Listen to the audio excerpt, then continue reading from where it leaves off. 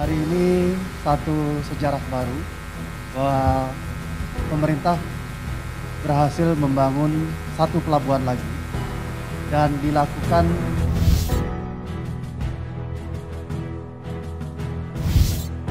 fakta mengejutkan pelabuhan kelas dunia pertama di Indonesia. Pelabuhan Patimban telah resmi dikelola pihak swasta pada Jumat 17 Desember 2021.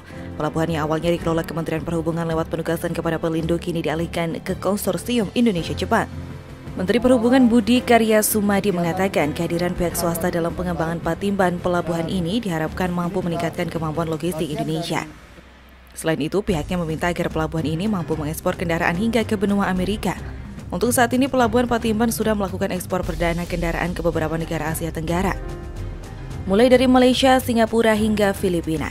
Pihaknya berharap kedepannya bisa melakukan ekspor hingga ke Timur Tengah, Amerika Latin, Amerika Utara, Afrika untuk membuat daya saing Indonesia jadi lebih baik. Budi mengatakan adanya kekuatan swasta nasional dan support dari Jepang. Kedepannya, Patimban akan menjadi simbol meningkatkan kemampuan logistik nasional yang baik. Satu sejarah baru bahwa pemerintah berhasil membangun satu pelabuhan lagi dan dilakukan kerjasama KPBU dengan swasta dengan nanti akan dioperasikan oleh PT Pelabuhan Patimban Indonesia.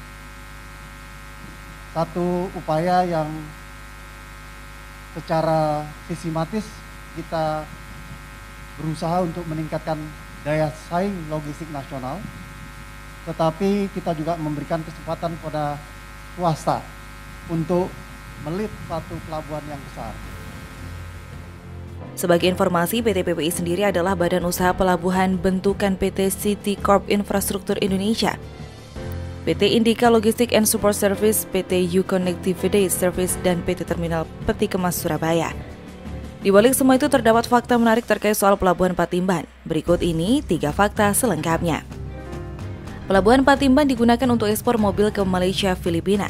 Di sisi lain, Dirut PT PPI Fuad Rizal mengatakan ekspor sudah dilakukan untuk mengirimkan kendaraan hingga ke Filipina. Ekspor dilakukan dengan kapal MV Fujitar Sword. Kapal ini pun akan melakukan kegiatan ekspor 1.209 unit kendaraan. Nantinya kapal ini akan kirimkan sesuai tujuan ekspor dengan rute Port Klang, Patimban, Singapura, Kuching hingga Filipina. Adapun pelabuhan ini resmi beroperasi pada bulan Desember tahun lalu, sedangkan sejauh ini realisasi kegiatan bongkar muat di Pelabuhan Patimban telah mencapai 12.335 kendaraan. Hal itu tercatat pada periode Januari hingga November 2021. Di sisi lain, Menhub Budi Karya meminta agar pelabuhan ini mampu melakukan ekspor kendaraan hingga ke benua Amerika, bukan cuma ke Malaysia, Singapura, hingga Filipina saja. Pabrikan mobil antri ekspor dari Patimban. Fuad Rizal mengatakan sejauh ini sudah banyak pabrikan mobil yang mau ekspor produk mobilnya lewat Patimban. Salah satunya adalah Toyota. Kebetulan konsorsium Jepang yang bekerja sama dengan PT PPI adalah grup Toyota. Dengan begitu, volume pengiriman mobil Toyota kemungkinan akan banyak dilakukan di Pelabuhan Patimban. Selain Toyota, Fuad menyatakan sederet pabrikan mobil juga mulai memilih Patimban untuk melakukan pengiriman kendaraannya, diantaranya Hyundai, Wuling, Mitsubishi, dan Daihatsu.